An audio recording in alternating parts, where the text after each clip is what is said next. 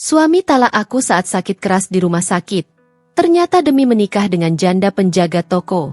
Setelah sembuh dan sukses, ku balas dia hingga bangkrut dan jadi gelandangan. Assalamualaikum warahmatullahi wabarakatuh. Halo Bunda sahabat Ainun. Semoga Bunda semuanya dalam keadaan sehat dan selalu bahagia ya. Sebelum saya lanjut, yuk Bunda absen dari kota mana saja? Dan buat yang sudah like, komen, dan subscribe semoga rezekinya dilancarkan ya. Yuk, langsung kita mulai kisahnya. Dingin. Itu yang pertama kali kurasakan setiap kali membuka mata di ruang ini.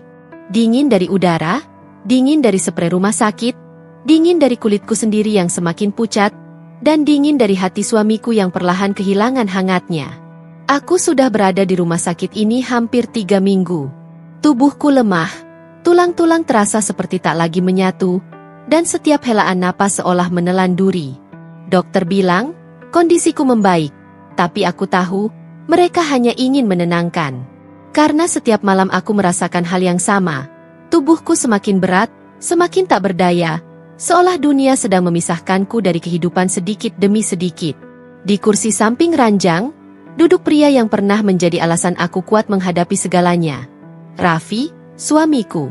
Dulu, ia selalu menggenggam tanganku setiap kali aku merasa takut. Ia yang dulu menyuapi bubur di pagi hari, yang mencium keningku sebelum berangkat kerja, yang berjanji akan menemaniku sampai ajal menjemput. Tapi sekarang, genggamannya dingin. Matanya kosong. Tatapannya hanya sekilas, lalu berpindah ke layar ponsel yang tak pernah lepas dari tangannya. Kadang aku berharap, mungkin ia sedang mencari obat untukku, atau mencari cara untuk membayar biaya rumah sakit yang semakin membengkak. Tapi jauh di dalam hatiku, aku tahu bukan itu alasannya. Sayang, aku keluar sebentar, ya. Mau ngurus toko, katanya pelan, tanpa menatap mataku. Kalimat yang sama, nada yang sama. Seolah hanya itu satu-satunya hal yang bisa ia ucapkan dengan lancar sekarang. Aku berusaha tersenyum, menahan air mata yang ingin jatuh.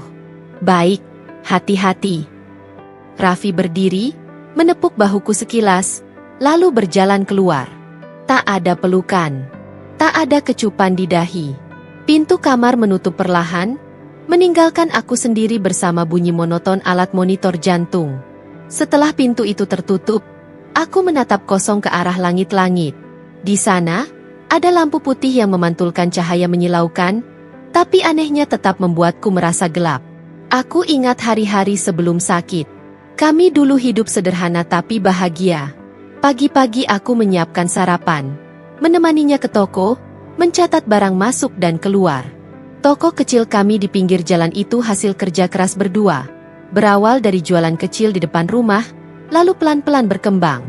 Semua berubah ketika Sinta datang. Ia adalah janda muda beranak 1. Datang dengan pakaian sederhana, wajah manis, dan tutur kata lembut yang membuat semua orang di sekitar iba padanya. Saat itu, aku bahkan yang merekomendasikan Sinta untuk bekerja di toko kami, karena Raffi bilang butuh seseorang membantu menjaga toko sementara aku dirawat. Aku cuma kasihan sama dia, sayang, ucap Raffi waktu itu. Katanya baru ditinggal suami. Butuh pekerjaan buat biaya anaknya sekolah. Aku percaya. Bagaimana mungkin aku tidak percaya? Aku mengenal Raffi sebagai pria yang penyayang dan setia. Aku tidak pernah berpikir ada niat lain di balik sikapnya yang kasihan. Namun, perlahan, ada hal-hal kecil yang mulai terasa aneh. Raffi mulai sering pulang larut malam. Katanya, Sinta nggak bisa jaga toko sendirian. Awalnya aku bisa memaklumi, tapi lama-lama, alasannya menjadi terlalu sering, terlalu mudah diucapkan, dan terlalu ringan untuk dipercayai. Aku mulai jarang melihatnya di rumah sakit. Kadang ia datang hanya beberapa menit, lalu pergi lagi dengan alasan stok barang habis, atau pembeli ramai. Bahkan di hari-hari aku kritis, ketika dokter memanggil keluarga untuk tanda tangan surat persetujuan operasi, ia datang terburu-buru, dengan baju yang berbau parfum wanita yang tidak kukenali. Malam itu aku menangis diam-diam. Perawat yang kebetulan lewat berhenti sebentar dan menatapku dengan pandangan iba.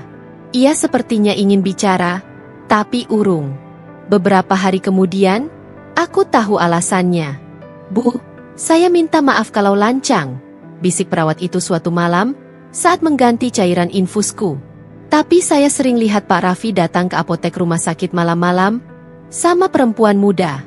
Kayaknya penjaga toko ibu, ya? Namanya Sinta." Jantungku serasa berhenti berdetak. Aku hanya menatap kosong ke arah perawat itu, seolah telingaku salah dengar. Tapi ia menunduk.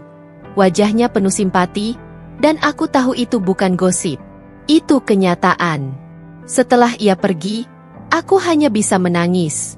Tangisku pelan, nyaris tanpa suara. Karena aku tak ingin semua orang tahu bahwa yang membuatku lebih sakit dari penyakit ini adalah pengkhianatan dari orang yang seharusnya menjagaku.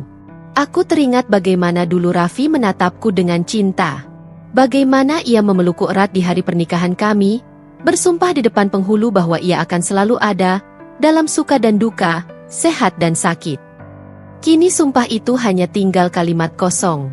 Ia tidak lagi ada di sisiku di saat-saat tersulitku. Dan yang lebih menyakitkan, tempatku di hatinya kini telah digantikan oleh orang lain. Aku menatap foto pernikahan kami yang masih tergantung di dinding kamar rumah sakit.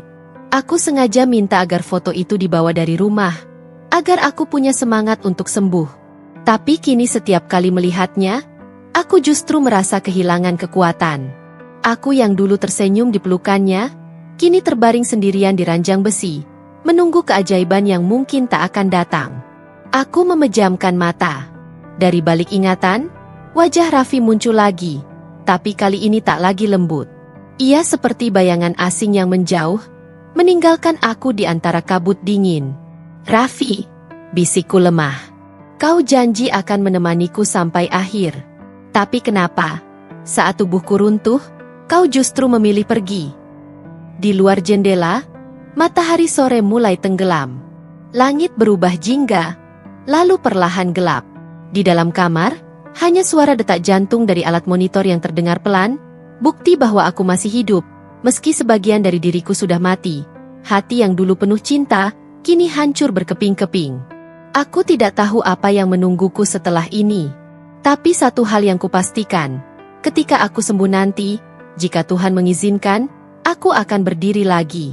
Aku akan menunjukkan pada dunia bahwa wanita yang dikhianati tak selamanya lemah. Dan pada hari itu nanti, Raffi dan Sinta akan tahu bagaimana rasanya kehilangan segalanya. Seperti aku kehilangan cinta mereka hari ini. Aku baru sadar dari pingsan ketika cahaya matahari sore menembus tirai kamar rumah sakit. Tubuhku masih lemah, kepala berdenyut, dan suara detak mesin monitor terdengar seperti pukulan lembut yang menegaskan, aku masih hidup. Perlahan, pandanganku mulai jelas. Dan di sana, di tepi ranjang, duduk sosok yang membuat jantungku bergetar. Bukan karena cinta, tapi karena rasa yang tak bisa kugambarkan. Ia duduk dengan tubuh sedikit membungkuk, kedua tangan menggenggam ponselnya, menatap layar tanpa ekspresi. Wajahnya terlihat lelah, tapi bukan karena begadang menjagaku. Aku tahu lelah itu datang dari tempat lain, dari kehidupan yang kini tidak lagi melibatkan aku di dalamnya. "Raffi?"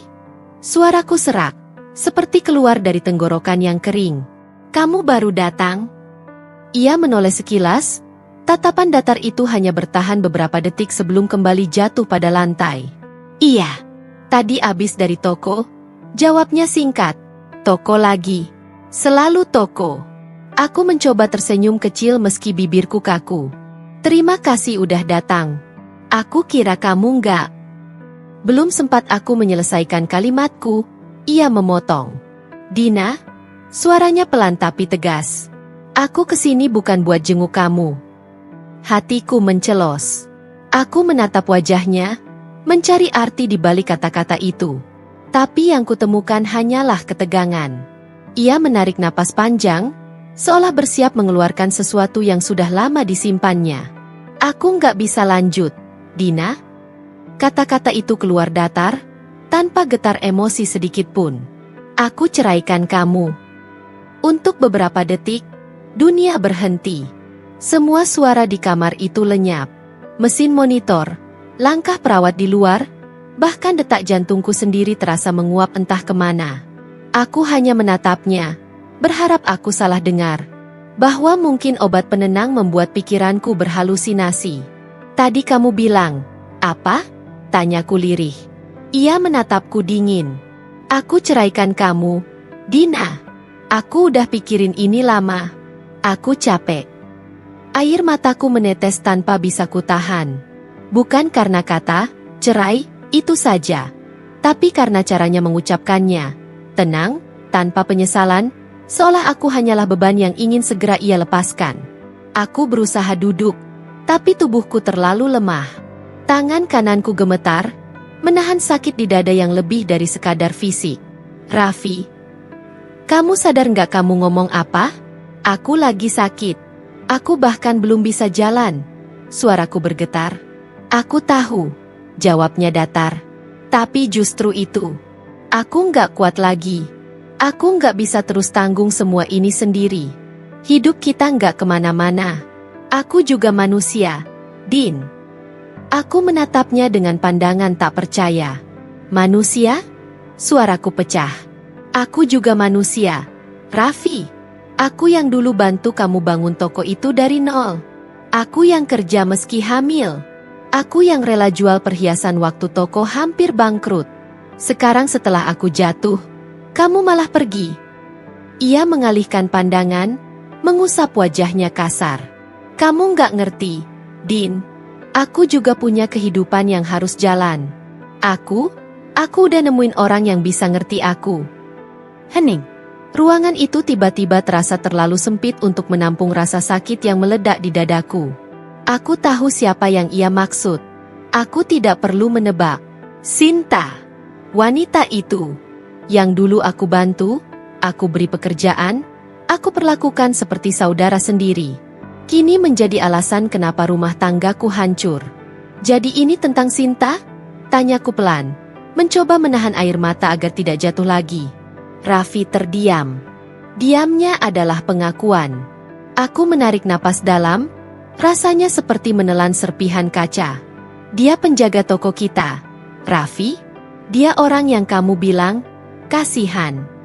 Dan sekarang kamu mau tinggalin aku buat dia? Ia menunduk, lalu berdiri pelan. Aku nggak mau debat. Aku cuma mau kamu tahu, ini keputusan terbaik. Aku udah bilang ke keluargamu juga. Setelah kamu sembuh, nanti kita urus suratnya. Setelah kamu sembuh. Kalimat itu seperti ironi paling kejam yang pernah kudengar. Ia bicara tentang kesembuhanku bukan karena peduli, tapi karena menunggu saat yang tepat untuk benar-benar meninggalkanku. Aku ingin berteriak, tapi suaraku lenyap di tenggorokan. Yang keluar hanya isak pelan. Raffi, apa segitu mudahnya melupakan semua perjuangan kita? Ia tak menjawab. Ia hanya berdiri memunggungiku, menatap jendela seolah pemandangan di luar jauh lebih menarik daripada istri yang sedang hancur di depannya. Beberapa detik kemudian, ia berbalik, menghela napas, dan berkata, "Aku pamit." Sinta nunggu di bawah. Dan begitu saja, tanpa menoleh lagi, ia pergi. Langkahnya terdengar semakin menjauh, sampai pintu tertutup rapat. Aku menatap pintu itu lama.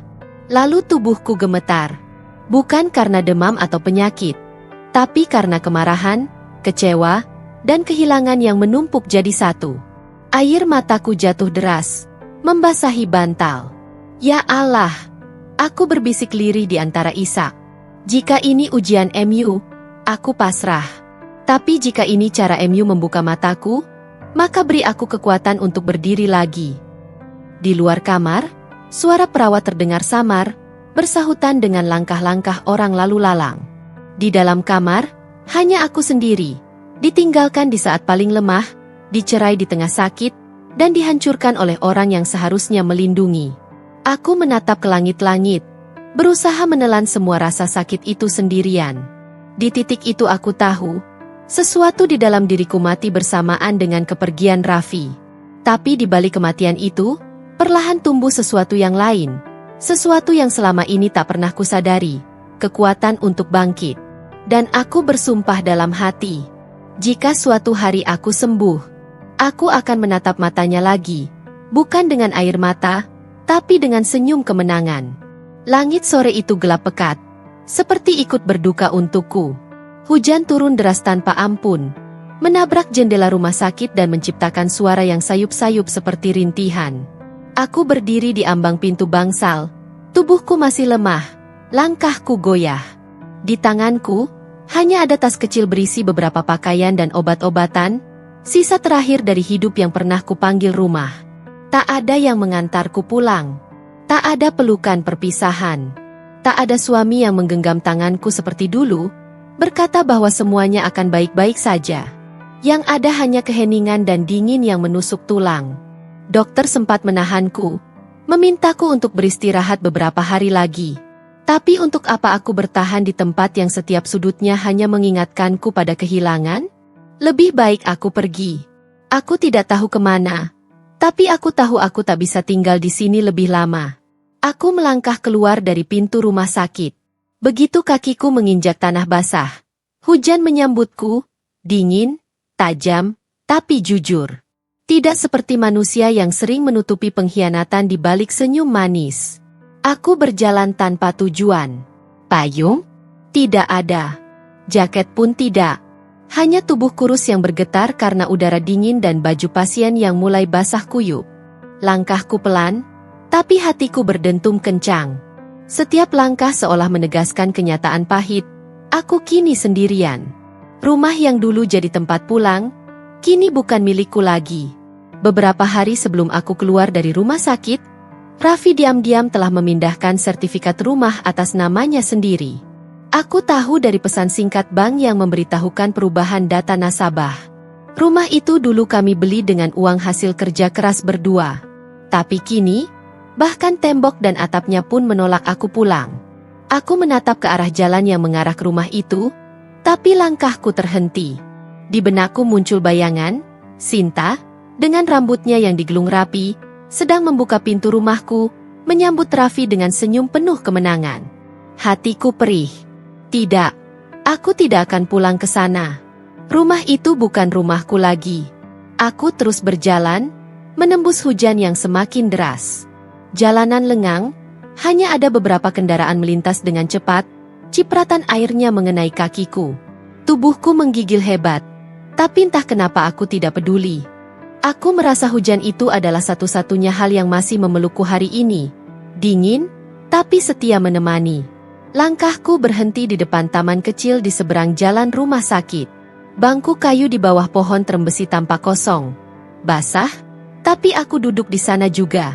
Air menetes dari rambutku, menuruni wajahku, bercampur dengan air mata yang tak bisa lagi kubedakan. Aku menatap langit. Apa aku salah mencintai dia?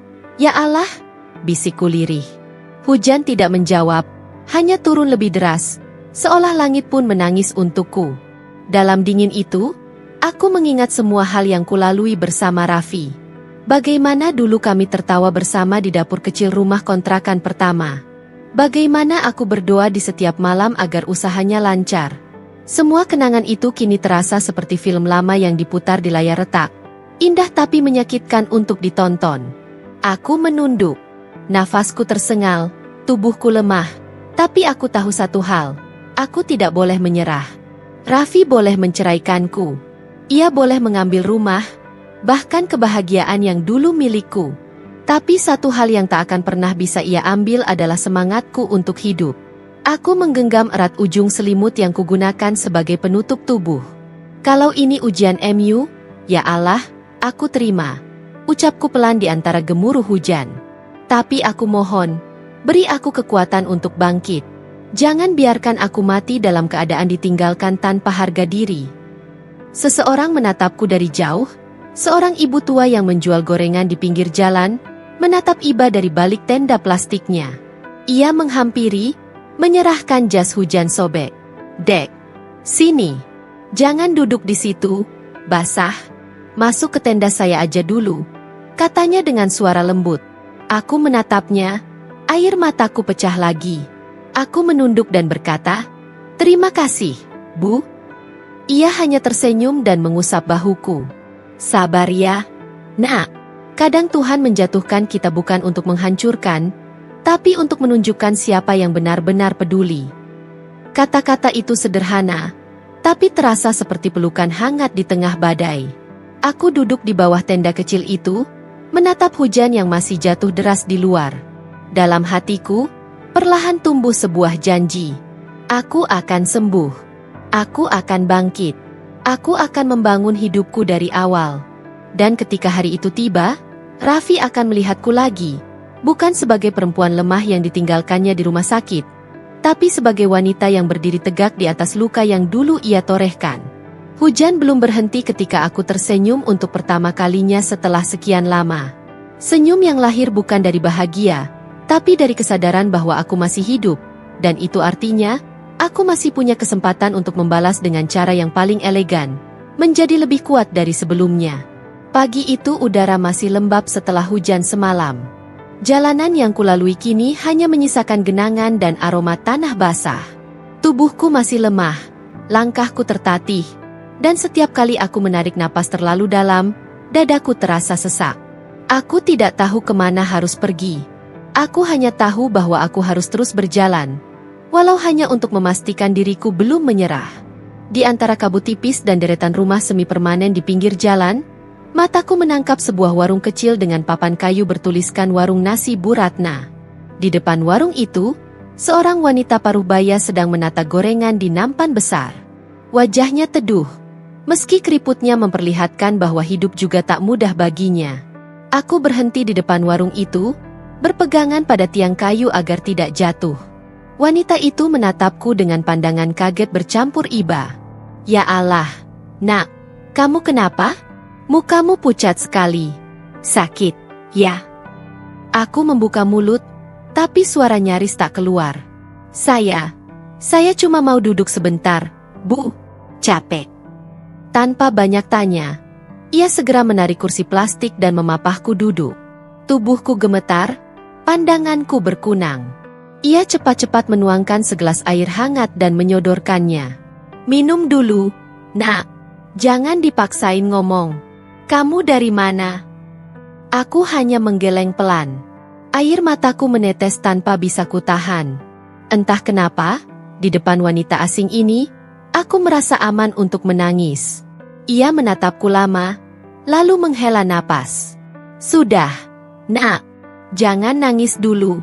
Kalau kamu nggak punya tempat pulang, sementara tinggal di sini aja. Di belakang warung ada kamar kosong. Kecil sih, tapi lumayan buat istirahat. Aku menatapnya tak percaya. Ibu, gak kenal saya, kok mau nolong? Ia tersenyum lembut. Gak perlu kenal buat nolong orang yang lagi susah. Dulu saya juga pernah ditolong orang waktu gak punya apa-apa. Sekarang giliran saya balas. Dan begitu saja, tanpa syarat, tanpa curiga, wanita itu membuka pintu kehidupannya untukku. Namanya Bu Ratna.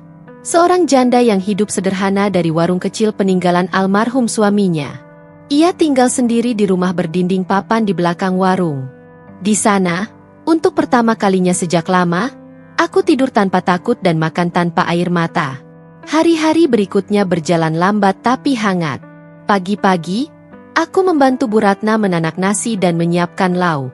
Awalnya ia menolak, bilang aku masih harus istirahat. Tapi aku memaksa. Aku tidak ingin hanya menjadi beban. Tubuhku masih sering lemas, tapi setiap kali sendok nasiku genggam, ada semangat baru yang tumbuh. Seolah setiap uap nasi yang mengepul membawa sedikit demi sedikit nyawaku kembali. Bu, gorengan ini udah matang? Tanyaku suatu pagi sambil meniriskan tempe. Udah, nak. Kamu cepat belajar. Ya. Tangannya luwes, jawab Bu Ratna sambil tersenyum. Aku ikut tersenyum. Senyum yang lama tak muncul di wajahku. Mungkin karena untuk pertama kalinya sejak ditinggalkan Raffi, aku merasa berguna lagi. Beberapa minggu berlalu. Kesehatanku mulai membaik. Luka batin memang belum sembuh, tapi tubuhku sudah mulai kuat berdiri seharian. Aku bahkan sudah bisa melayani pembeli sendiri saat Bu Ratna harus ke pasar. Warung itu ramai setiap pagi. Para sopir truk, kuli bangunan, dan pedagang kecil silih berganti datang untuk sarapan. Di antara mereka, ada satu orang yang hampir setiap hari muncul dengan senyum ramah dan sikap sopan yang menonjol. Namanya Rian. Ia seorang pengusaha muda yang memasok beras, minyak, dan bahan pokok ke warung-warung sekitar. Penampilannya sederhana, tapi tutur katanya berwibawa. Tiap kali datang, ia selalu membawa kabar baik untuk Bu Ratna, tentang harga barang, stok baru, atau sekadar obrolan ringan yang membuat suasana hangat. Awalnya aku hanya memperhatikannya dari jauh. Malu dan enggan bicara terlalu banyak. Tapi suatu pagi, saat aku sedang mengangkat galon air yang terlalu berat, ia menghampiri cepat-cepat. Jangan dipaksain. Berat, loh. Ia mengambil alih galon itu dari tanganku dengan mudah, lalu menaruhnya di pojok meja. Aku tersipu. Terima kasih. Saya kira bisa sendiri. Bisa sih, tapi nanti jatuh. Saya yang repot ngangkat kamu juga. Candanya ringan, membuatku tak bisa menahan tawa kecil. Dari hari itu, Rian sering datang bukan hanya untuk urusan barang, tapi juga sekadar membantu membereskan stok atau makan siang bersama kami. Ia sering memperhatikan caraku bekerja, bagaimana aku sabar melayani pembeli, tak pernah mengeluh meski panas terik menyengat. Suatu sore, ketika warung sudah sepi, ia berkata pada Bu Ratna, "Ibu beruntung punya karyawan seperti Dina. Saya jarang lihat orang kerja sejujur dan sekuat itu." Aku menunduk, malu sekaligus terharu. Bu Ratna tersenyum sambil menepuk bahuku. "Dina bukan karyawan, Nak. Dia udah saya anggap anak sendiri." Kalimat itu menusuk hatiku dengan lembut. Bukan karena sakit, tapi karena untuk pertama kalinya setelah kehilangan segalanya, ada seseorang yang menerimaku bukan karena masa laluku, melainkan karena siapa aku sekarang. Malamnya, saat aku berbaring di kamar kecil di belakang warung, aku menatap langit-langit dan mengingat kembali hari-hari gelap yang kulewati. Dulu aku pikir aku tidak akan bisa berdiri lagi setelah Raffi menceraikanku di tengah sakit. Tapi kini, di tempat yang sangat sederhana, aku menemukan sesuatu yang jauh lebih berharga daripada rumah mewah atau perhiasan. Keikhlasan dan kehangatan manusia yang tulus. Aku menatap jendela kecil. Di luar sana, bulan tampak samar tertutup awan. Tapi cahaya lembutnya tetap berusaha menembus gelap malam. Seperti aku. Mungkin belum bersinar terang, tapi pelan-pelan mulai menemukan jalannya lagi. Dan di antara rasa syukur itu, sebuah janji bergetar pelan di dadaku. Aku akan terus maju. Aku akan memulai hidupku dari sini, dari warung kecil ini, dengan kedua tangan yang menolongku keluar dari gelap. Suatu hari nanti, aku akan berdiri tegak, bukan karena ingin balas dendam, tapi karena aku ingin membuktikan bahwa wanita yang dijatuhkan bisa bangkit dengan cara paling anggun, dengan kerja keras dan ketulusan. Hari-hariku bersama Bu Ratna kini tak lagi dipenuhi air mata. Tangisku memang belum sepenuhnya berhenti, tapi setiap pagi yang kulalui terasa membawa secercah harapan baru. Di warung kecil pinggir jalan itu, aku menemukan makna hidup yang berbeda, tentang keikhlasan, perjuangan, dan ketulusan yang tidak pernah kuperoleh dari rumah megah tempat dulu aku tinggal bersama Raffi. Suatu sore, Rian datang lagi. Ia menurunkan beberapa karung tepung dan gula dari mobil baknya, lalu menyapaku dengan senyum yang ramah. "Sudah jauh lebih sehat sekarang, ya?" katanya, menatapku dengan pandangan hangat. Aku tersenyum kecil. "Iya, alhamdulillah. Sudah bisa bantu-bantu di dapur sekarang." "Bagus. Kamu cepat banget pulihnya." "Mungkin karena hatinya kuat," ujarnya sambil tertawa ringan. Aku tidak menjawab, hanya menunduk. Ia tidak tahu bahwa kekuatan yang ia lihat bukan karena aku sudah benar-benar sembuh, tapi karena aku menolak untuk mati dalam keadaan kalah. Aku harus bangkit, bukan untuk dendam, tapi untuk menunjukkan bahwa aku tidak selemah yang Raffi kira. Beberapa hari kemudian, Rian kembali datang. Tapi kali ini, bukan sekadar memasok barang. Ia membawa beberapa kemasan plastik bening, label kecil, dan lembaran kertas berisi contoh desain sederhana. "Aku lihat kamu bikin sambal kemasan yang enak banget," katanya. "Kalau kamu mau, aku bantuin jual lewat online. Sekarang apa-apa sudah bisa lewat situ." Aku terdiam.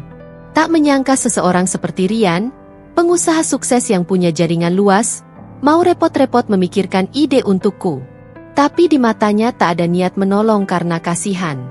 Ia menatapku dengan keyakinan, seolah percaya aku mampu berdiri dengan kakiku sendiri. Aku nggak punya modal, kataku pelan. Modalnya sudah kamu punya, ujarnya cepat. Tanganmu, semangatmu, dan kejujuranmu. Sisanya bisa aku bantu. Kata-kata itu seperti menyalakan api kecil di dadaku.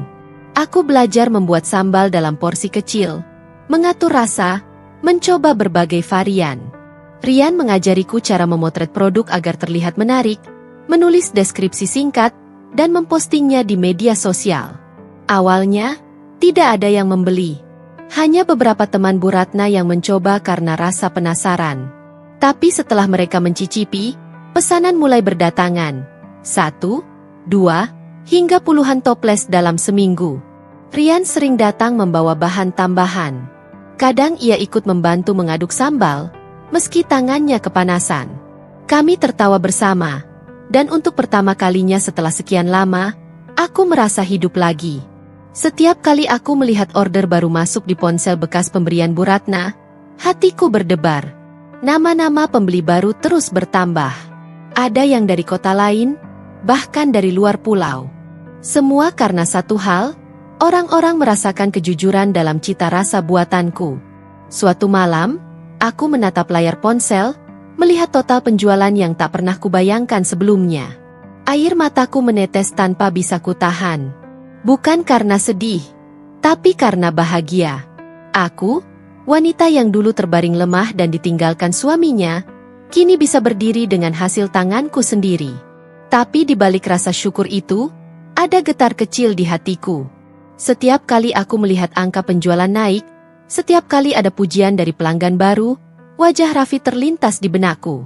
Aku masih bisa mendengar suaranya saat menceraikanku dengan dingin di rumah sakit. Masih bisa merasakan tatapan sinisnya saat ia pergi bersama Sinta. Aku menggenggam ponsel itu erat. Bukan untuk membalas dengan kemarahan, tapi dengan bukti. Suatu hari nanti, kamu akan tahu, gumamku pelan di tengah malam. Wanita yang kamu buang ini justru akan berdiri di tempat yang lebih tinggi dari yang pernah kamu pijak. Dan sejak hari itu, hidupku berubah arah. Dari warung kecil di pinggir jalan, dari sambal buatan tangan yang sederhana, aku mulai menapaki perjalanan panjang menuju kebangkitan. Bukan lagi sekadar ingin sembuh, tapi ingin benar-benar hidup. Karena kini aku sadar, aku bukan korban lagi. Aku sedang tumbuh menjadi seseorang yang tak pernah Raffi bayangkan. 1 tahun berlalu sejak hari pertama aku menjual sambal dalam toples kecil dari warung Bu Ratna. Siapa yang menyangka, dari dapur sederhana berukuran 2x3 meter itu, lahir sebuah usaha yang kini disebut orang-orang sebagai keajaiban kecil dari tangan perempuan yang pernah kalah. Kini, aku tidak lagi memasak di dapur kecil itu. Aku memiliki pabrik mini di pinggiran kota. Sebuah bangunan sederhana tapi bersih, dengan deru mesin pengaduk yang tak pernah berhenti bekerja. Di sana, 25 orang bekerja setiap hari. Sebagian besar adalah janda, ibu tunggal, dan wanita yang dulu juga pernah kehilangan arah seperti aku. Aku tidak hanya ingin membangun bisnis, tapi juga membangun hidup orang lain, seperti Bu Ratna dan Rian pernah membangunkanku dulu. Pagi itu, aku berdiri di depan pintu pabrik, mengenakan seragam berwarna krem dengan logo kecil bertuliskan, Sari Rasa Buatan Tangan. Para pekerja menyapaku dengan senyum dan semangat yang menular. Ada kebanggaan di dada mereka setiap kali produk baru dikirim ke distributor. Dan di setiap kotak yang kami kirim, ada tulisanku yang kini menjadi moto perusahaan. Dari tangan yang pernah runtuh, kini lahir kekuatan. Hari-hariku kini dipenuhi kesibukan baru, meeting dengan mitra bisnis, meninjau kualitas produk, menjawab permintaan kerjasama dari berbagai daerah. Tapi di antara semua itu, aku tetap menyempatkan diri menulis pesan pribadi kepada setiap pelanggan pertama yang dulu memesan lewat media sosial. Aku tidak mau lupa dari mana semuanya berawal. Suatu pagi, saat aku sedang memeriksa laporan penjualan, ponselku berdering. "Bu, media dari televisi lokal minta wawancara," kata sekretarisku dengan wajah antusias. Katanya, mereka tertarik dengan kisah perjuangan ibu yang menginspirasi.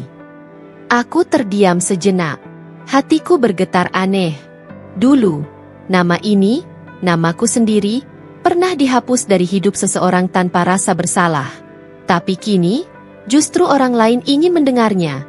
Ingin tahu bagaimana seorang wanita yang dulu terbaring di ranjang rumah sakit bisa bangkit dan membangun kerajaan kecilnya sendiri. Wawancara itu dilakukan 2 minggu kemudian. Di sebuah studio kecil, aku duduk di kursi putih dengan latar belakang bertuliskan, "Pengusaha Wanita Inspiratif Indonesia." Lampu-lampu sorot menyorot wajahku, dan suara pewawancara yang lembut mengalir. Bagaimana ibu bisa kuat setelah melalui masa-masa sulit itu? Aku tersenyum. Karena saya percaya, setiap luka yang kita terima bukan untuk menghancurkan, tapi untuk menguatkan. Tuhan tidak pernah salah menempatkan ujian pada orang yang mampu menjalaninya. Wawancara itu berakhir dengan tepuk tangan kecil dari kru studio. Tapi yang paling membuatku takjub adalah beberapa hari kemudian, wajahku muncul di televisi. Liputan itu menampilkan rekaman pabrikku, para pekerja yang tertawa, dan potongan kisah hidupku yang dulu kelam. Dari perempuan yang ditinggalkan saat sakit, kini menjadi pengusaha sukses yang membuka lapangan kerja bagi banyak orang. Begitu narasi pembawa berita menutup liputan itu. Aku menatap layar televisi itu lama sekali. Ada air bening yang menetes di ujung mataku, bukan karena sedih, tapi karena rasa syukur yang tak terlukiskan. Aku tahu, di luar sana, Raffi mungkin sedang menonton.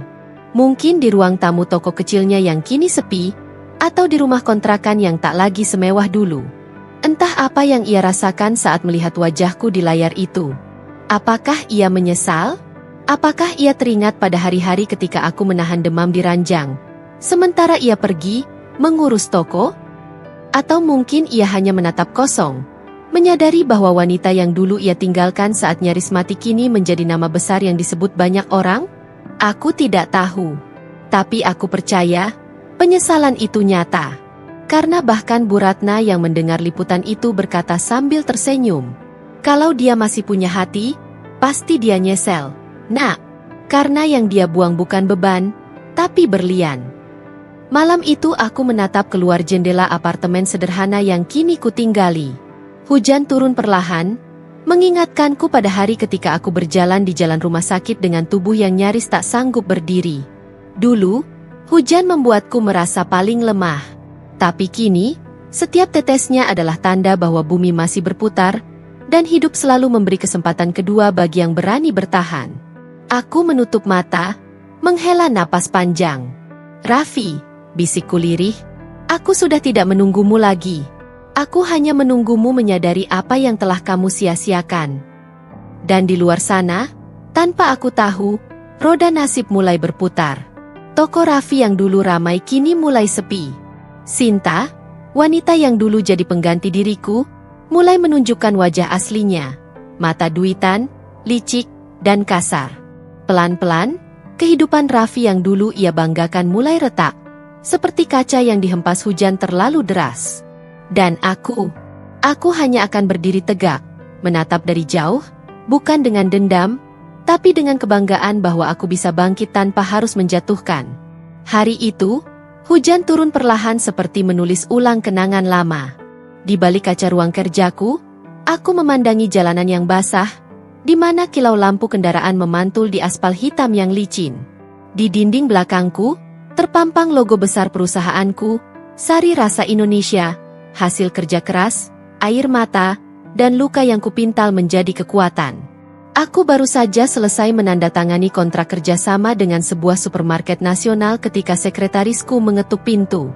"Bu, ada tamu yang ingin bertemu," katanya kenal lama dengan ibu. Aku mengangkat wajahku. "Namanya?" "Raffi, Bu." Waktu seperti berhenti sejenak. Namanya saja sudah cukup untuk membuat dadaku bergetar aneh. 1 tahun terakhir, aku hidup damai tanpa bayangannya. Tapi kini, dunia seolah ingin mempertemukan kami lagi, di tempat yang sangat berbeda. Aku menegakkan punggung, menata napas. "Suruh masuk," kataku akhirnya. Pintu terbuka pelan. Di sana berdiri pria yang dulu pernah kucintai lebih dari hidupku sendiri. Tapi kini, wajahnya bukan lagi Raffi yang kukenal. Pipi tirus, rambut kusut, dan lingkar mata gelap menunjukkan kehidupan yang tidak baik-baik saja. Ia mengenakan kemeja lusuh, sepatunya tampak basah oleh hujan. Namun yang paling membuatku tercekat bukan penampilannya, melainkan tatapan matanya yang berubah. Bukan lagi congkak, melainkan kosong dan ragu. "Assalamualaikum," ucapnya pelan, mencoba tersenyum. Aku menjawab dengan tenang, "Waalaikumsalam, silakan duduk." Ia duduk di kursi tamu di depanku. Untuk beberapa saat, hanya suara hujan di luar yang mengisi ruangan. Lalu ia membuka pembicaraan dengan nada yang dibuat-buat ringan. "Aku cuma mau silaturahmi, gak ada maksud apa-apa." Aku tersenyum tipis. "Silaturahmi? Setelah berapa lama, Raffi? 2 tahun?" Ia tertunduk, menggaruk tengkuknya yang kaku. "Iya, maaf kalau datangnya tiba-tiba. Aku cuma pengen lihat kamu." Aku memandangnya lama. Tatapan matanya gelisah, dan aku tahu, di balik kata silaturahmi itu, ada maksud lain yang ia sembunyikan. Tatapannya beberapa kali melirik arah belakangku, ke dinding tempat logo Sari Rasa Indonesia terpampang besar dan megah. Senyumnya kaku. "Wah, usahamu besar sekarang, ya." Aku sempat lihat di TV waktu itu. "Hebat banget, bisa sampai segini. Aku bangga, beneran." Nada suaranya terdengar seperti ingin bersahabat, tapi matanya tidak bisa berbohong. Ada iri, ada penyesalan, dan ada sedikit harapan yang tak berani ia ucapkan. Aku menatapnya lekat-lekat, lalu menjawab dengan suara datar namun tegas. "Terima kasih. Tapi semua ini bukan hasil ajaib, Raffi. Semua ini hasil dari luka yang kamu tinggalkan dulu." Ia terdiam. Napasnya berat. Aku nggak tahu harus ngomong apa. Waktu itu aku bingung. Kamu sakit parah. Aku nggak tahu harus ngelakuin apa. "Dan kamu memilih pergi," potongku cepat. "Dengan perempuan yang dulu kukasihani." Raffi tertegun. Kata-kataku menamparnya lebih keras dari apapun. Untuk pertama kalinya, aku melihat matanya berkaca-kaca. Mungkin bukan karena cinta, tapi karena kesadaran bahwa ia telah kehilangan sesuatu yang tak akan bisa ia dapatkan kembali. "Aku salah, aku tahu," ucapnya lirih. "Sinta, dia bukan seperti yang aku kira. Sekarang toko sepi, utang banyak. Aku cuma pengin silaturahmi aja. Siapa tahu kamu mau bantu, kasih saran." Aku tertawa kecil, dingin. "Kamu datang bukan untuk silaturahmi, Raffi. Kamu datang karena butuh pertolongan." Ia menunduk, terdiam. Tangannya menggenggam lutut, mungkin menahan malu. Aku berdiri, berjalan ke arah jendela. Dari sana aku bisa melihat bayangan kami berdua di pantulan kaca.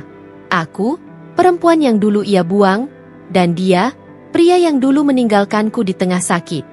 Kini posisi kami terbalik. "Aku nggak dendam," kataku tanpa menoleh. "Tapi aku juga nggak lupa. Dulu, waktu aku di rumah sakit, kamu bahkan nggak mau pegang tanganku. Sekarang kamu datang, berharap aku mengulurkan tangan itu lagi." Suara napasnya terdengar berat di belakangku. "Aku cuma pengin minta maaf." "Aku sudah memaafkanmu," kataku pelan, menatap bayangan diriku di kaca. "Tapi aku tidak akan memberi kesempatan kedua.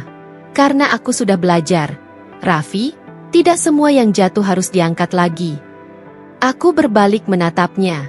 Air matanya jatuh, tapi aku tak tergoda untuk berempati. "Sampaikan salamku untuk istrimu.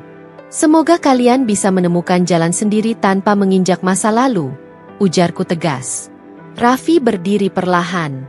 Ia menatapku sekali lagi. Lama, seperti ingin menghafal wajahku yang kini jauh berbeda dari wanita yang dulu ia tinggalkan. "Kalau waktu bisa diulang," katanya lirih. "Aku tidak akan pernah mau kembali ke masa itu," potongku cepat. "Karena dari kesakitan yang kamu beri, aku menemukan versi terbaik dari diriku sendiri." Ia tak berkata apa-apa lagi. Langkahnya terdengar berat saat meninggalkan ruanganku. Dan begitu pintu tertutup, aku menghela napas panjang. Ada getaran kecil di dadaku, bukan karena cinta, tapi karena lega. Aku akhirnya melihatnya menunduk di tempat yang dulu hanya bisa aku bayangkan. Di luar, hujan masih turun. Aku menatap langit abu-abu dan berbisik pada diriku sendiri. Dulu aku jatuh karena dia. Sekarang, biarkan dia belajar berdiri tanpa aku. Dan di seberang kota, toko yang dulu menjadi kebanggaannya kini benar-benar kosong. Temboknya mulai terkelupas, papan nama hampir jatuh, dan pelanggan yang dulu datang berkerumun kini hanya tinggal kenangan. Sinta sering marah-marah di depan orang, dan Raffi hanya bisa diam, kehilangan arah, kehilangan harga diri, kehilangan segalanya, termasuk wanita yang dulu ia pikir tidak berharga. Sementara aku melangkah ke depan, dengan senyum kecil yang tak lagi getir. Karena akhirnya, semesta menunjukkan cara paling elegan untuk membalaskan luka, membiarkan yang menyakitimu tenggelam dalam hasil perbuatannya sendiri. Aku tidak meluncurkan serangan besar dalam semalam. Aku tahu benar bagaimana rasa kehilangan bekerja. Ia harus perlahan, menyesap masuk, membuat korban kebingungan antara marah dan putus asa. Aku ingin Raffi merasakan semuanya. Seperti yang dulu kurasakan saat ia menceraikanku tanpa penyesalan sedikit pun, meninggalkanku dalam keadaan sakit dan nyaris mati. Produk baruku mulai menarik perhatian banyak pelanggan. Aku memproduksi dengan bahan terbaik, menambah kemasan elegan, dan memberi pelayanan yang hangat serta ramah, sesuatu yang dulu tak pernah Raffi perhatikan. Di balik senyum para karyawan toko baruku, tersimpan strategi yang sudah kususun matang. Setiap minggu, aku mengadakan promo besar, diskon, bahkan program loyalitas pelanggan. Dalam waktu 3 bulan, nama tokoku naik pesat. Orang-orang mulai membicarakannya. Produk dari toko Bu Alia itu bagus banget. Ya, harganya lebih murah, tapi kualitasnya tinggi. Dan yang paling sering kudengar dari pelanggan yang dulu langganan Raffi adalah kalimat ini. Toko Pak Raffi sudah tidak seperti dulu. Barangnya banyak yang rusak, pelayanannya pun buruk. Aku mendengarnya dengan tenang, tapi di dalam dada, bara kecil dendamku menyala makin terang. Suatu sore, aku sengaja mampir ke area pasar tempat tokonya berdiri. Dari jauh, kulihat papan nama toko itu sudah pudar warnanya. Sinta berdiri di depan pintu, wajahnya kusut, mencoba menarik pembeli yang lalu lalang tapi tak ada satupun yang mau masuk. Sementara di dalam, Raffi tampak duduk di kursi, memijat kepala, wajahnya menua jauh dari usianya. Ada rasa puas yang tak bisa kusembunyikan. Ia kini ada di posisi yang dulu ia letakkan aku, terpuruk, kehilangan arah, dan merasa dunia bersekongkol menjatuhkannya. Namun, balas dendam ini belum selesai. Aku ingin membuatnya benar-benar merasakan arti kehilangan segalanya. Malamnya, aku menghubungi beberapa supplier besar yang dulu bekerja sama dengannya. Dengan sedikit bujukan dan tawaran harga yang lebih menarik, mereka pun beralih kepadaku. Kini, Raffi tak lagi punya akses untuk membeli barang dalam jumlah besar. Keesokan harinya, kabar itu sampai ke telinganya. Ia marah besar, membanting ponsel, bahkan menampar Sinta di depan pelanggan karena wanita itu menyalahkannya terus-menerus. Kalau saja kamu tidak menyuruhku menceraikan Alia, aku pasti tidak akan seperti ini, teriaknya dengan mata merah menyala. Sinta membalas dengan sarkasme, jangan salahkan aku. Kamu yang tergoda duluan. Aku hanya menjaga toko. Tamparan itu melayang begitu cepat hingga wanita itu terjatuh, menangis dengan wajah merah. Orang-orang sekitar yang melihat hanya berbisik, tak berani ikut campur. Tapi dalam waktu singkat, kabar itu menyebar ke seluruh pasar. Reputasi mereka pun hancur. Sementara itu, aku menerima laporan dari manajer keuanganku, penjualan meningkat 200%. Aku tersenyum tipis, lalu menatap foto lamaku bersama Raffi yang masih tersimpan di laci meja kerja. Aku tidak butuh permintaan maafmu, bisikku pelan. Aku hanya ingin kau tahu betapa sakitnya ditinggalkan saat sedang terpuruk. Namun jauh di dalam hati, aku tahu bahwa dendam adalah api yang tidak pernah benar-benar padam. Semakin kubakar, semakin hangat ia menguasai pikiranku. Di malam yang sunyi itu, aku berdiri di balkon rumah baruku, menatap langit tanpa bintang. Aku tahu langkah berikutnya akan lebih berat, karena setelah semua ini, Bukan hanya Raffi yang akan kehilangan segalanya. Aku pun harus berhadapan dengan diriku sendiri. Dengan rasa haus akan keadilan yang perlahan berubah menjadi kesenangan. Dan di titik itu, aku mulai bertanya dalam hati. Apakah aku masih manusia yang dulu ia tinggalkan? Atau kini aku sudah menjelma menjadi bayangan dari dirinya sendiri? Namun satu hal pasti, permainan ini belum berakhir. Dendamku baru saja dimulai. Pagi itu, hujan turun pelan di luar jendela kantorku.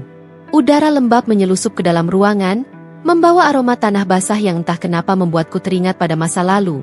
Saat aku terbaring di rumah sakit, tubuhku lemah, napasku berat, dan hatiku retak oleh keputusan cerai yang datang tanpa ampun. Kini, bertahun-tahun setelah itu, aku duduk di ruanganku yang megah. Meja kayu mahoni mengilat di bawah lampu gantung kristal. Di hadapanku, segelas kopi hitam masih mengepulkan uap, menebarkan aroma pahit yang menenangkan. Ketika pintu terbuka dan sosok Raffi muncul di sana, aku tak segera bereaksi. Hanya sepasang mata yang menatapnya datar. Ia tampak berantakan, baju lusuh, rambut kusut, wajah tirus. Bukan lagi pria gagah dan percaya diri yang dulu dengan sombong menandatangani surat talak di depanku. Alia, suaranya parau, hampir bergetar. Aku butuh bantuanmu. Aku tidak menjawab. Sekretarisku sempat melirik dari luar, menunggu perintah, tapi aku mengangkat tangan tanda tak perlu ikut campur. Raffi berjalan mendekat, langkahnya berat, seolah setiap hentakan sepatu membawa beban penyesalan bertahun-tahun. Tokoku mau bangkrut, ucapnya akhirnya, memegangi kursi di depanku, tapi tak berani duduk tanpa izin. Supplier sudah tak mau kirim barang. Pelanggan lari semua. Suaranya pecah. Aku kehabisan uang. Sinta pergi, bawa semua sisa tabungan. Aku tidak tahu harus kemana lagi. Aku menatapnya dalam diam. Hening mengisi ruangan itu, hanya terdengar detik jam di dinding dan desiran hujan di luar. Aku ingat, ucapku akhirnya, perlahan tapi tajam. Dulu aku juga meminta tolong. Aku minta kau temani aku di rumah sakit, di malam-malam saat aku kesakitan. Tapi yang kau lakukan? Aku bersandar, menatapnya lekat-lekat. Kau malah pergi dengan janda penjaga toko. Raffi menunduk, kedua tangannya gemetar di atas meja. Matanya basah. Aku menyesal. Alia. Aku salah. Aku buta waktu itu. Aku pikir Sinta bisa menemaniku, tapi ternyata sudah terlambat. Potongku dingin. Ia terdiam, wajahnya semakin hancur. Di dalam diriku, ada dua suara bertarung. Satu sisi puas melihatnya tersungkur seperti ini. Miskin, terluka, kehilangan segalanya. Tapi sisi lain, sisi kecil yang dulu mencintainya, masih bisa merasakan getir dalam nada suaranya. Raffi menarik napas panjang, lalu berlutut di hadapanku. Alia, aku mohon. Aku tahu aku tidak pantas, tapi tolong bantu aku bangkit lagi. Aku tidak punya siapa-siapa. Aku bahkan tidak bisa bayar sewa rumah. Suaranya serak. Aku lapar. Alia. Aku tertegun sesaat. Pria yang dulu dengan sombong meninggalkanku kini berlutut di lantai marmerku. Tubuhnya gemetar, meminta bantuan. Dunia memang lucu. Kadang keadilan datang tanpa kita harus mencarinya. Aku berdiri, melangkah mendekat perlahan. Suara langkahku terdengar berat di antara isaknya. Kau tahu, kataku pelan, aku tidak pernah mendoakanmu celaka, Raffi. Aku hanya ingin Tuhan tunjukkan padamu apa yang dulu aku rasakan. Aku berhenti tepat di depannya. Dan sekarang, kau merasakannya. Ia mengangkat wajahnya, air mata menetes di pipi. Tolong beri aku kesempatan. Aku menatapnya lama, lalu berkata, aku tidak sekejam dirimu dulu. Aku akan bantu, tapi bukan untukmu. Aku akan bantu karyawanmu yang masih setia. Aku akan beli tokoku, bukan untuk menyelamatkanmu, tapi untuk membangun ulang atas nama orang-orang yang kau rugikan. Raffi membeku. Bibirnya bergetar, ingin protes, tapi tidak mampu.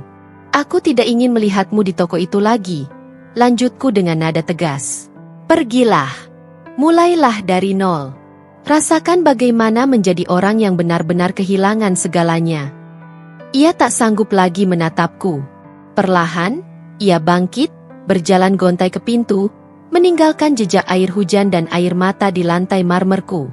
Begitu pintu tertutup, aku menghembuskan napas panjang. Ada sedikit rasa lega, tapi juga getir. Balas dendamku sudah hampir tuntas. Tapi entah kenapa, kemenangan ini terasa sepi. Aku menatap keluar jendela. Hujan masih turun, deras kali ini. Di balik kaca, samar kulihat bayangan Raffi berjalan di bawah hujan tanpa payung. Sendirian, menggigil, dan hancur. Aku menatapnya tanpa ekspresi. Tapi hatiku berbisik lirih. Dulu kau biarkan aku sekarat sendirian.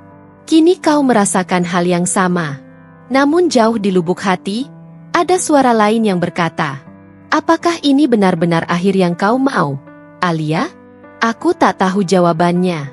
Yang ku tahu, untuk pertama kalinya, dunia terasa tenang. Setenang hujan yang jatuh di luar sana. Angin pagi berhembus pelan, membawa aroma embun dan suara kehidupan yang baru saja dimulai. Di luar jendela kantorku, matahari perlahan naik dari balik gedung tinggi, memantulkan sinarnya ke kaca jendela ruanganku. Biasanya pagi seperti ini menenangkan, tapi tidak hari itu. Ada kabar yang membuat dadaku terasa aneh. Bu Alia, ujar sekretarisku dengan wajah ragu. Saya baru saja dengar dari kurir yang biasa ke toko Raffi, toko itu sudah tutup.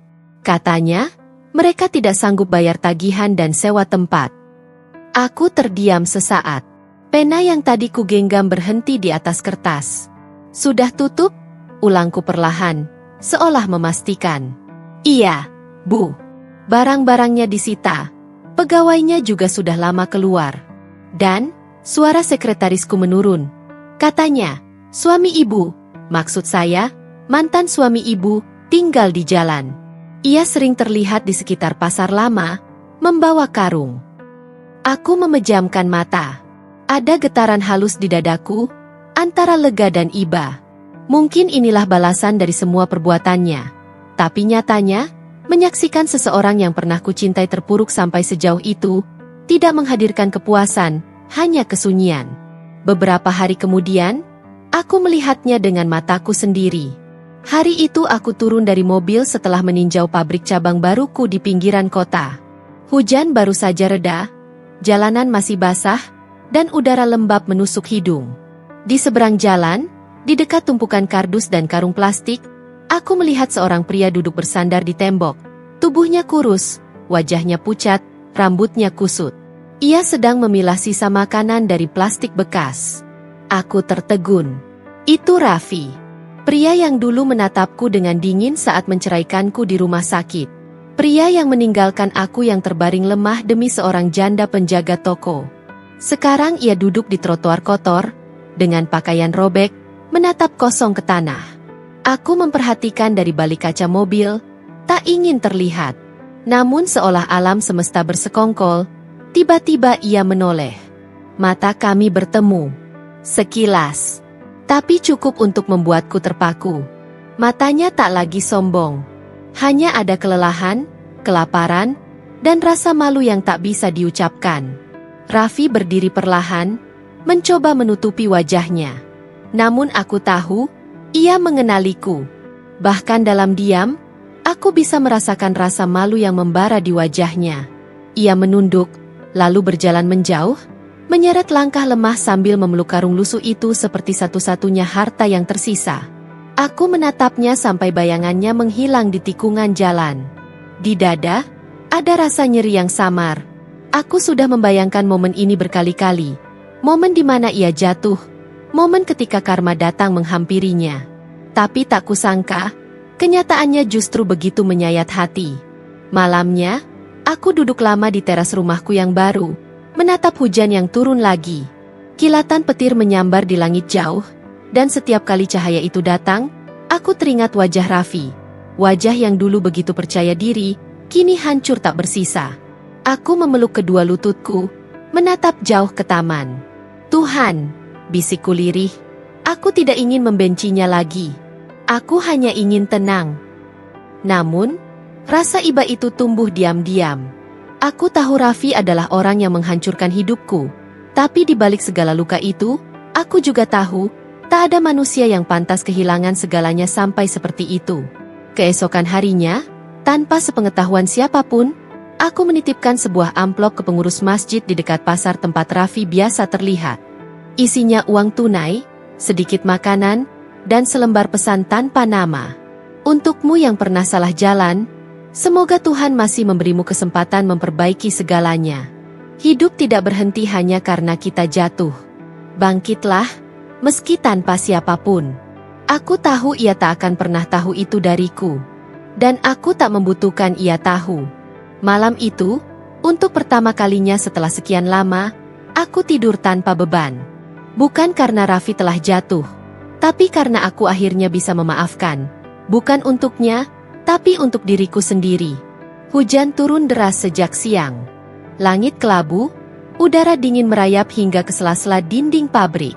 Di balik jendela ruang kantorku di lantai 2, aku menatap barisan pekerja yang terburu-buru menutup tenda distribusi agar produk tidak kehujanan. Air membentuk genangan besar di pelataran, sementara suara gemuruh petir memantul di udara lembab. Di tengah kekacauan kecil itu, mataku tertuju pada satu sosok di depan gerbang utama. Seseorang duduk bersandar pada tembok bata. Tubuhnya basah kuyup, menunduk. Sekilas, aku tidak mengenalnya. Rambutnya sudah memutih sebagian, janggut tak terurus, tubuhnya kurus hingga tulang pipinya menonjol. Tapi saat ia mendongak, mataku membeku. Aku menahan napas. Dunia seolah berhenti berputar beberapa detik. Ada sesuatu di wajahnya yang sulit dijelaskan. Bukan hanya lelah, tapi juga hancur dari dalam. Ia tidak lagi tampak seperti pria yang dulu dengan congkak meninggalkanku di rumah sakit. Tapi seperti seseorang yang kehilangan arah, kehilangan harga diri, kehilangan segalanya. Bu, orang itu sudah di sana sejak pagi, ujar salah satu satpam mendekat. Katanya mau ketemu ibu. Kami sudah bilang ibu sibuk, tapi dia nggak mau pergi. Aku terdiam. Suruh dia tunggu di depan gerbang, jawabku datar. 15 menit kemudian, aku memutuskan keluar.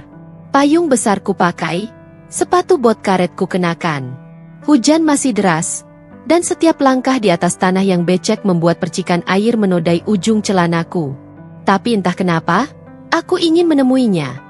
Sekadar memastikan bahwa yang kulihat tadi bukan hanya bayangan masa lalu.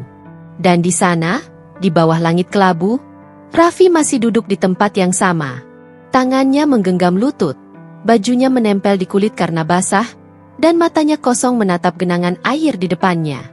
Aku berhenti di hadapannya. Ia mendongak perlahan. Alia, suaranya serak, nyaris tertelan suara hujan. Aku tahu aku nggak pantas datang ke sini. Tapi aku cuma ingin minta maaf. Aku tak menjawab. Suara hujan menggantikan percakapan yang tak sanggup kulanjutkan. Aku salah, lanjutnya. Suaranya pecah. Aku salah udah ninggalin kamu waktu kamu sakit. Aku salah milih wanita yang cuma datengin kesialan. Aku salah udah buang orang yang paling tulus di hidupku. Ia menarik napas panjang. Aku cuma pengen dimaafin. Biar aku bisa tenang. Aku menatapnya. Rambutnya meneteskan air. Wajahnya menunduk, tubuhnya menggigil. Tapi aku tetap diam. Dalam hatiku ada perang yang tak bisa dijelaskan, antara sisa kasih yang pernah hidup, dan luka yang belum sepenuhnya mati. Maaf, kataku akhirnya. Suaraku datar, tapi cukup keras untuk menembus suara hujan. Maaf itu terlalu mahal untuk orang yang menelantarkan istri saat sekarat. Raffi terdiam. Aku melihat matanya yang dulu penuh percaya diri kini berubah jadi dua sumur yang dalam, kosong, dan gelap. Tapi tak ada belas kasihan yang tersisa dalam diriku. Bukan karena aku kejam. Aku hanya sudah selesai dengan semua rasa itu.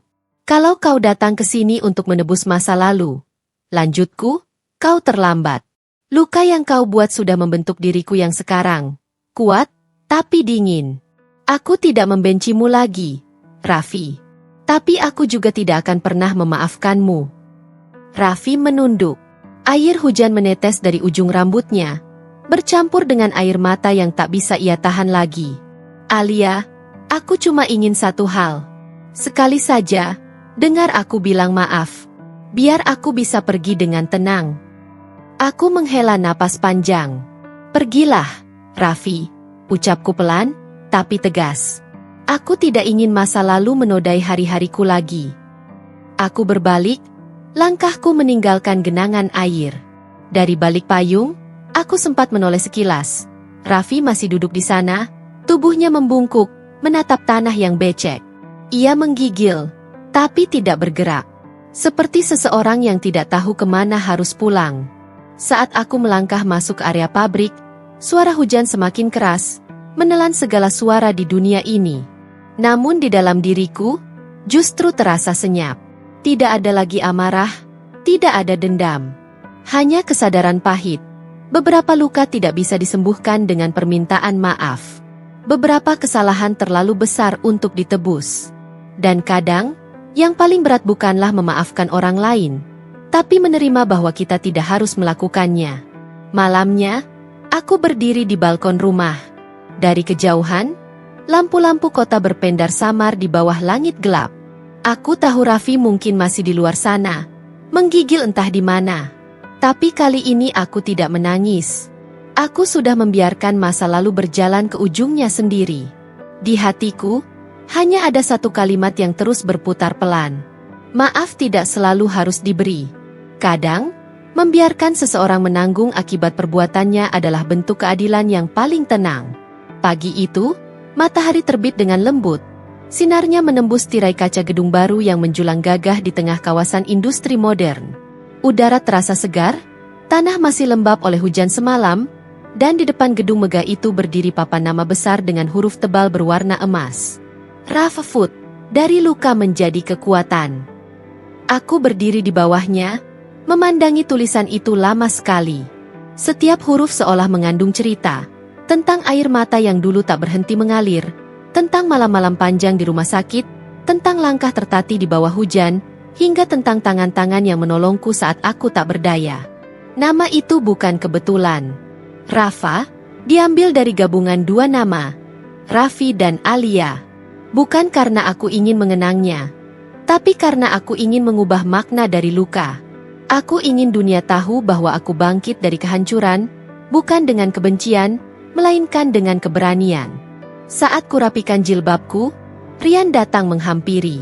Ia membawa map besar berisi laporan pembukaan cabang pertama. Senyum hangatnya seperti matahari yang menepi sisa bayangan kelam masa lalu. Sudah siap, Bu Direktur? Tanyanya. Nada suaranya ringan, tapi penuh penghormatan. Aku menoleh padanya dan tersenyum. Siap. Tapi jangan panggil aku, Bu Direktur, saat di luar kantor. Kau tahu aku tidak terbiasa dengan itu. Rian terkekeh pelan. Baik, tapi aku tetap bangga melihat sejauh ini kamu melangkah. Siapa sangka, wanita yang dulu kubantu di warung kecil kini punya gedung sebesar ini. Aku menatapnya lembut. Aku juga tidak menyangka, Rian. Tapi mungkin begitulah hidup. Tuhan menyembunyikan cahaya di balik luka yang paling dalam. Kami berjalan bersama menuju aula utama. Di sana, para karyawan, rekan bisnis, dan beberapa pejabat daerah telah berkumpul.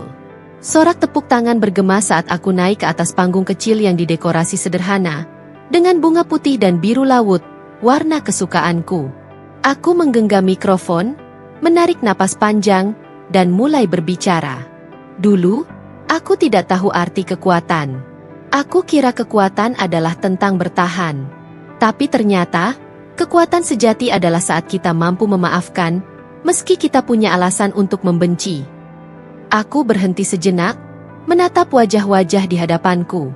Perusahaan ini bukan tentang makanan, bukan tentang bisnis, tapi tentang perjalanan seorang manusia untuk kembali menemukan dirinya. Suara tepuk tangan kembali bergema, tapi aku hanya tersenyum kecil. Dalam hati, aku tahu pidatoku bukan hanya untuk mereka, tapi untuk diriku sendiri. Beberapa langkah di belakang kerumunan, aku sempat melihat sosok tua duduk di kursi roda yang didorong oleh seorang relawan sosial. Tubuhnya kurus, matanya sayu, Aku tahu siapa dia. Entah bagaimana ia bisa ada di sana, tapi hatiku tidak bergetar seperti dulu. Tidak ada kebencian, tidak ada luka, hanya ketenangan. Ia menatapku lama dari jauh, lalu mengangguk pelan. Sebuah salam diam yang tak lagi membutuhkan kata. Aku membalasnya dengan anggukan lembut. Tak lebih, tak kurang. Mungkin itu yang disebut penutup sejati. Bukan pengampunan yang diucapkan, tapi kedamaian yang ditemukan dalam diam. Setelah acara selesai, aku berdiri di teras gedung, menatap matahari yang mulai meninggi. Rian datang membawa 2 cangkir teh hangat. Kami duduk berdampingan, tanpa banyak bicara. Apa yang kamu rasakan sekarang? Tanyanya. Aku menatap jauh ke depan, ke papan nama besar yang bersinar terkena cahaya pagi. Aku merasa, api itu sudah jadi cahaya. Api? Tanya Rian sambil tersenyum heran. Ya, jawabku pelan. Dulu, semua yang kulakukan lahir dari api. Kemarahan, luka, dendam. Tapi sekarang, api itu berubah jadi cahaya yang menuntunku.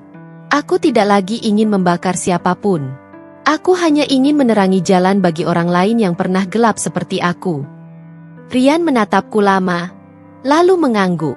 Itu kalimat terindah yang pernah kudengar darimu. Aku tersenyum. Mungkin karena ini kali pertama aku mengatakannya dari hati yang benar-benar sembuh. Angin berhembus lembut. Daun-daun terembesi bergoyang, dan cahaya matahari memantul di permukaan kaca gedung, membuatnya berkilau seperti kristal. Aku memejamkan mata sejenak, meresapi semuanya. Dendamku telah usai. Bukan karena aku membalas, tapi karena aku menang, atas rasa sakit, atas masa lalu, atas diriku sendiri. Dan kini, setiap langkah yang kuambil bukan lagi langkah orang yang ingin membuktikan diri, tapi langkah seseorang yang akhirnya tahu bahwa luka, bila diterima dengan ikhlas, bisa menjadi cahaya yang menerangi jalan hidup banyak orang.